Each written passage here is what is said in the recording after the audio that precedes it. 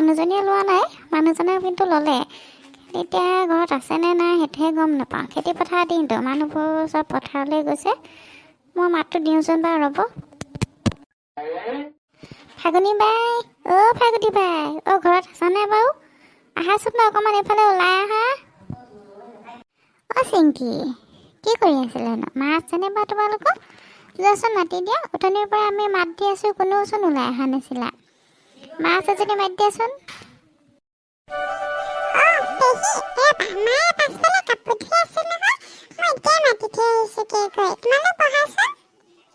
হ'ব আমাৰ বহাটো হ'ব বাৰু। তুমি যোৱাচোন, মাক মাতি দিয়া।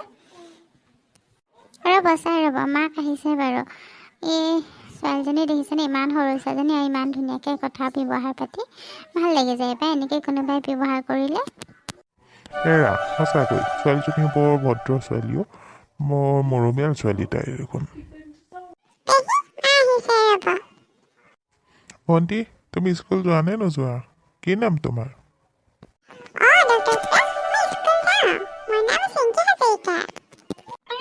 তোমালোক আহিছা, ভালে কৰিলা। আহা বহাগে বলাইছো ভিতৰতে।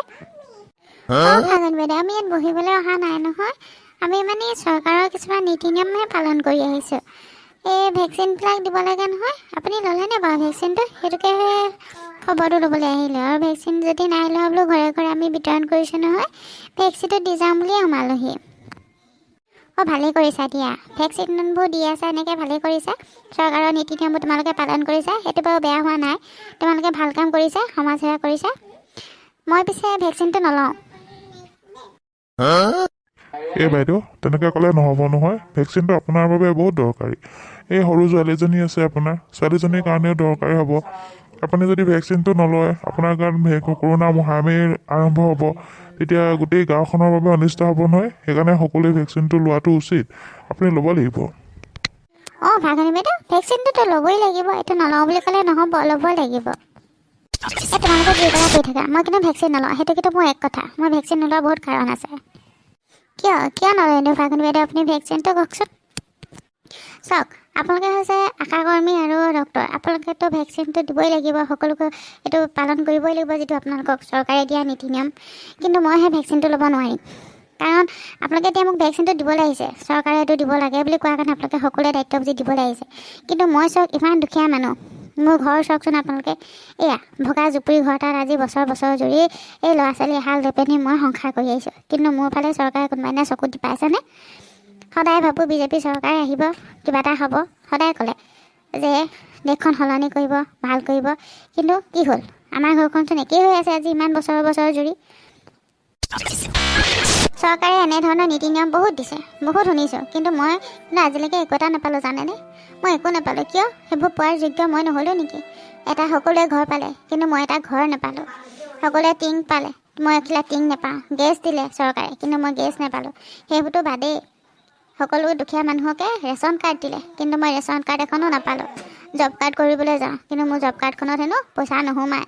মোৰ জব কাৰ্ডখন একোৱে নহয়গৈ গৈ। কি কৰিম বাৰু কওকচোন? দিনে দিনে মই লোকৰ ঘৰে ঘৰে হাজিৰা কৰি ফুৰোঁ। হাজিৰা কৰিয়ে মই পোহপাল দি আছোঁ। চৰকাৰে যেতিয়ালৈকে মোক সেইখিনি সুবিধা নিদিব, তেতিয়ালৈকে ময়ো চৰকাৰৰ এইবোৰ ভেকচিন লোৱাটো সুবিধাটো নলওঁ। কাৰণ মই যিকেইটা প্ৰাপ্য, যিকেইটা লৈ পিনি মই ঘৰখন চলাব লাগিব, সেইখিনিয়ে যদি নেপাওঁ, মানুহজনী জীয়াই থাকি মই কি কৰিম? মই জীয়াই থকাতকৈ নথকাই ভাল। চৰকাৰে মোৰ দুখ কোনোদিনে বুজি নাপালে। আৰু এতিয়া ভেকচিন দিয়াৰ সময়ত আপোনালোকে মোক ভেকচিন দিব লাগিছে। যদি চৰকাৰে মোক এইখিনি সুবিধা দিব, তেতিয়া মই ভেকচিন ল'ম, নহ'লে নলওঁ। মোৰ একেবাৰে চিধা কথা। বাইদেউ, আপুনি এতিয়া সেইখিনি কৰিলে নহ'ব নহয়। চৰকাৰে যিটো সুবিধা দিছে সেয়াত আপুনি নামভৰ্তি কৰিব। নাম ভৰালেহে আপুনি বস্তুবোৰ পাব, সকলোবোৰ সুবিধা। আৰু এতিয়া আমাক কৰোণা দিব লাগিছে, আমিতো সেইখিনি বস্তু দিব নোৱাৰোঁ। সেইকাৰণে আপুনিতো কিন্তু এই ভেকচিনটো ল'বই লাগিব, নহ'লে আমি কিন্তু পুলিচ মাতিবলৈ বাধ্য হ'ম।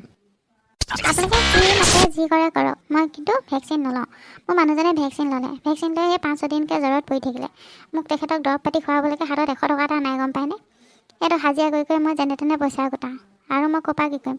মই যদি বেমাৰত পৰোঁ, মোৰ সংসাৰখন কেনেকৈ চলিব? মানুহজনেও ইফালে হাজিৰা কৰে, ময়ো হাজিৰা কৰোঁ। এতিয়া ধান দোৱা দিন, মানুহৰ ঘৰে ঘৰে যদি মই ধান দাবলৈ নাযাওঁ, মানুহৰ পৰা মই পইচা আনি থৈছোঁ, সেইবোৰ যদি মই এতিয়া ধাৰবোৰ নেমাৰোঁ, কেনেকৈ হ'ব? মই ভেকচিন কেতিয়াও নলওঁ। সেইটো আপোনালোকে হেৰিয়ে নকৰিব, ভেকচিনটো নলওঁ।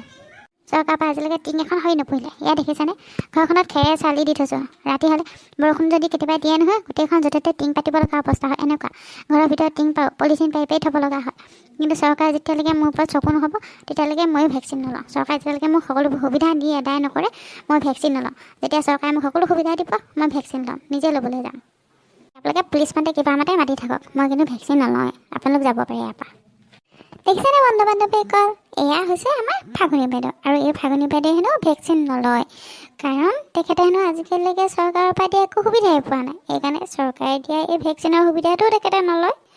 কি কৰিব, তেখেতে যেতিয়া নলওঁ বুলি কৈছে, জোৰ জবৰদস্তি একো কৰিব নোৱাৰি। সেয়েহে আমি উভতি যাওঁগৈ। আৰু আপোনালোকে যদি আমাৰ ভিডিঅ'বোৰ ভাল পাইছে, তেতিয়াহ'লে কি কৰিব লাগে জানেইতো, লাইক কৰিব, কমেণ্ট কৰিব আৰু ছাবস্ক্ৰাইব কৰি দিব। হয় হয় বন্ধুসকল, আমাৰ এই ফাগুনী বাইদেৱে যদি নলয়, কিন্তু উপায়তো নাই। কিন্তু আপোনালোকেনো সেইবুলি নোলোৱাকৈ কিন্তু নাথাকিব দেই। সকলোৱে ভেকচিন লওক আৰু নিজৰ লগতে গাঁওখনকো, ওচৰ চুবুৰীয়াকো সকলোকে সুৰক্ষিত কৰি ৰাখক। আজিলৈ তেতিয়াহ'লে আহিছোঁ আৰু আপোনালোকে লাইক কৰি দিব, কমেণ্ট কৰি দিব আৰু ছাবস্ক্ৰাইব কৰি থৈ যাব। আৰু কেনে পালে কিন্তু জনাবলৈ নাপাহৰিব দেই আমাৰ ভিডিঅ'বোৰ।